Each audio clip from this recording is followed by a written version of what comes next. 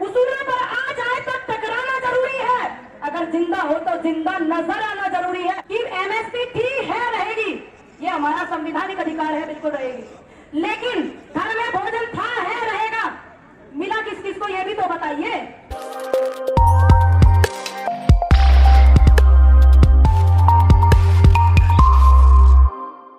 सबसे पहले मैं हमारा बड़ा सम्मानित मंच लगा हुआ है राष्ट्रीय संयुक्त किसान मोर्चा किसानों का मंच, और चौधरी हरपाल सिंह जी और गुरनाम चढ़ूनी जी, सबसे जितने भी मंच पे श्रोतागण बैठे और जितने भी मेरे किसान भाई आए हुए आज इस प्रांगण में, सभी को पूनम पंडित की तरफ से राम राम। आपकी बच्ची हो, कोई गलती अगर मुझसे हो जाए तो पहले ही माफी मांग लूं भैया, बाद में गलती का बड़ा प्यारा जुर्माना भरना पड़े। कुछ गलती हो जाए तो मुझे माफ करना।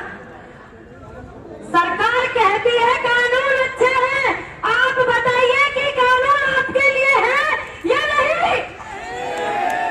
मुझे आवाज नहीं आई भैया, नहीं आवाज इतनी जोर की आनी चाहिए, मेरे दिल्ली जाने से पहले आवाज दिल्ली पहुंचे। नहीं है, देखिए सब कहते हैं कि हमें पता नहीं रहा कोई कि कानूनों में कमी क्या है। मैं सभी से रिक्वेस्ट करना चाहूंगी भाई, आप प्लीज थोड़े से ध्यान रखें व्यवस्था का। सभी बोलते हैं कि कानूनों में कमी कोई नहीं बता रहा है। मेरे जैसे युवा ने और मेरे जैसे भैया, मेरी रिक्वेस्ट है, आप बात नहीं सुनेंगे तो कैसे पता चलेगा कि हम यहाँ किस लिए आए हुए हैं। मेरी हाथ जोड़ के सभी से रिक्वेस्ट है, स्पेशल युवाओं से रिक्वेस्ट है मेरी। सभी कहते हैं कि कानूनों में कमी क्या है, मेरे जैसे युवा ने बहुत बार कमी गिनवा दी है, और ऐसे ऐसे बड़े बुजुर्ग जितने हमारे प्रवक्ता बैठे मेरे किसान भाइयों ने भी बहुत कमी गिनवा दी है। कमी गिनवाने के बाद में ये सवाल से भटक जाते हैं जो लोग कानून लेकर के आए हैं, इनके पास जवाब सिर्फ दो चार होते हैं, मैं बता चुकी हूँ क्या होते हैं। Clause by clause, para by para मैंने बताया है। अगर जिसको समझ में नहीं आइएगा मैं कॉपी भिजवा दूंगी घर पे, मैंने ये भी बोल दिया है। सरकार ने जो ये अनलिमिटेड वाला सिस्टम जो किया है प्राइवेट कंपनियों को, क्यों किया है? अनलिमिटेड की जो स्टॉकिंग होती है वो उसकी पावर किसको होनी चाहिए?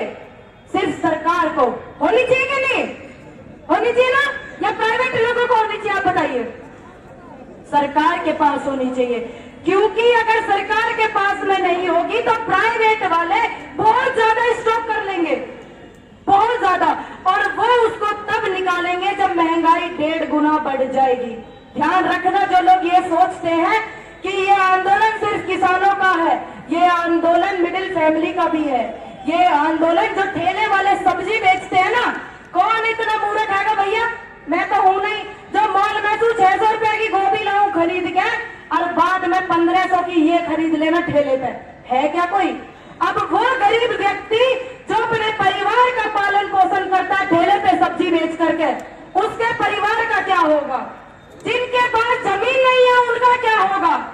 गलत बात है। कानून अगर हमारे फेवर में होते, जितने भी हमारे आंदोलन में शहीद हुए हैं मेरे किसान भाई, सभी को मैं नमन करना चाहूंगी सम्मानित मंच के द्वारा।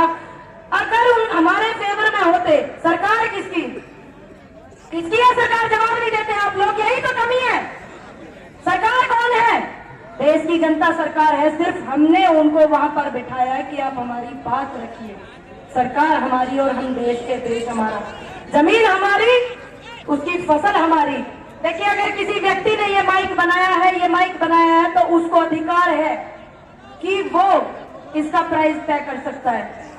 सिर्फ किसान तो ये कहता है कि मिनिमम सपोर्ट प्राइस आप तय कर दीजिए।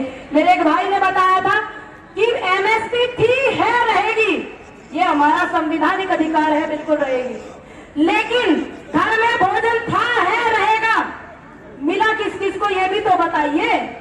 असल बात तो यही है कि नहीं? हाँ या ना? एमएसपी मिलनी चाहिए, वो भी तो जरूरी है, किस किस को मिल रही वो भी जरूरी है, मिलनी चाहिए। 6% लोगों को मिलती है, 94% आप जैसे है कि नहीं? तो वो लोग भी समझे। और मेरा प्रशासन से बार बार अनुरोध है, जहां तक भी मेरी आवाज जा रही है, हम समझते हैं शासन पर दबाव है, आप बहुत ज्यादा सहयोग करते हैं, बहुत ज्यादा। हम समझते हैं कि शासन पर दबाव, प्रशासन के ऊपर दबाव है शासन का। लेकिन जब आपकी लड़ाई बड़े बड़े उद्योगपतियों से होगी और ऐसे ऐसे नेताओं से होगी जो जिंदाबाद की भीड़ इकट्ठी करना चाह रहे हैं, तो आपके सहयोग में कोई नहीं आएगा, हम आएंगे, क्योंकि आप हमारे अपने और हम आपके अपने हैं। तो व्यवस्था का सभी ध्यान रखें, बहुत बड़े बड़े प्रवक्ता आए हुए हैं। तो बस मैं एक बात कहना चाहूंगी, उसूलों पर आ जाए तो टकराना जरूरी है, अगर जिंदा हो तो जिंदा नजर आना जरूरी है।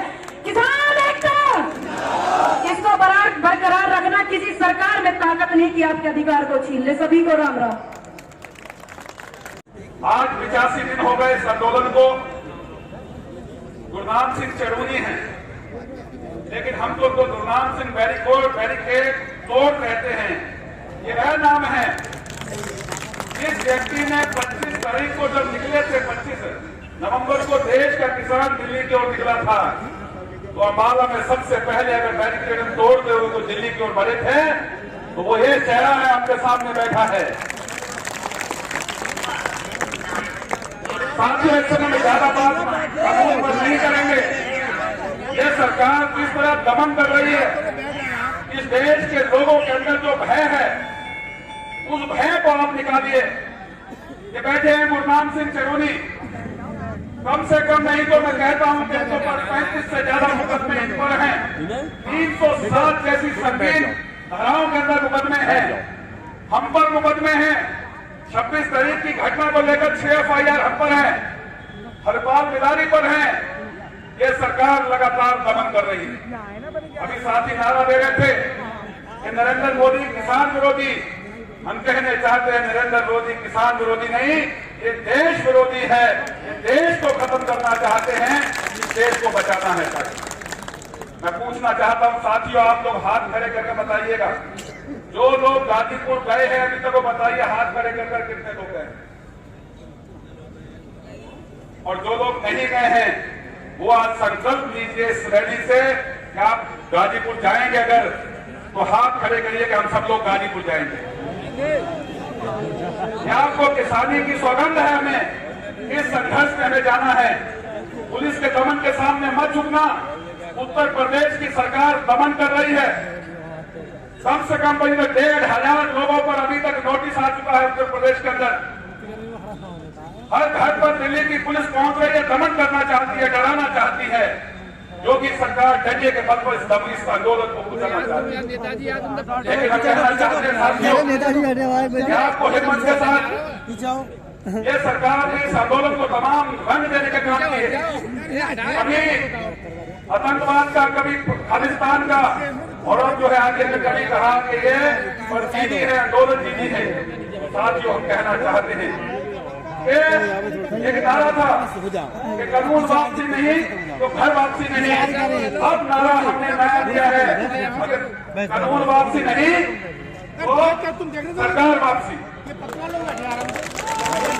कानून वापसी नहीं तो सरकार वापसी होगी।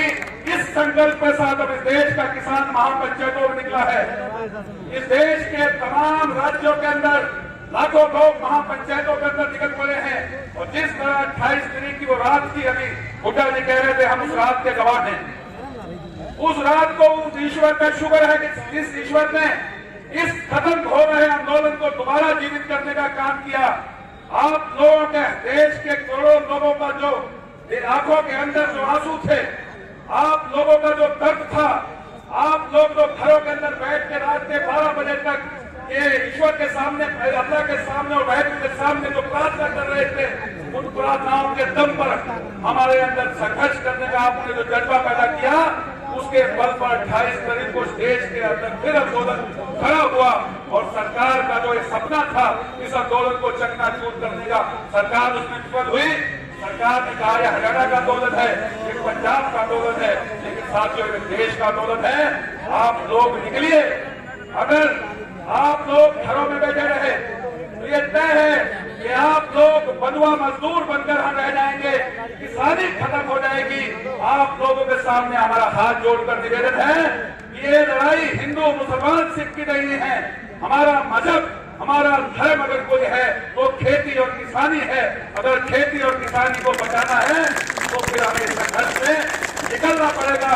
मुकदमों से और जेलों से अगर डरोगे तो फिर गुलामी की जिंदगी जियोगे। अगर जमीन, जिंदा जमीन का अगर साथियों हम जमीन वाले लोग हैं, फिर सड़कों पे संघर्ष के लिए निकलना पड़ेगा। इसके लिए जेलें भरनी पड़े, भले मुकदमे लगाने लगे, भले गोली खानी पड़े, लेकिन इस संघर्ष में हमें किसान के सम्मान को बचाने का संकल्प लेना है। साथियों समय, क्योंकि तमाम लोग बोलेंगे, वक्ताओं ने हमसे कहा था कि समय का ख्याल रखें। मैं इतना कहते हुए कि जज्बा शौक़े शहादत की क्या पूछिए, जज्बा शौक़े शहादत की क्या पूछिए। अब तो हमने भी हाथों में सर ले लिया, और आखिर कत्ल होने से कब तक डरे जब कातिलों के मोहल्ले में घर ले लिया। साथियों, इस समय जुल्म की सरकार, कातिलों की सरकार के अंदर हम रह रहे हैं, तो हमें अब हिम्मत के साथ, एकता और भाईचारे के साथ ये संकल्प लेते हुए आगे बढ़ना है। इन्हीं शब्दों के साथ आपका बहुत बहुत धन्यवाद। जय किसान, जय जवान।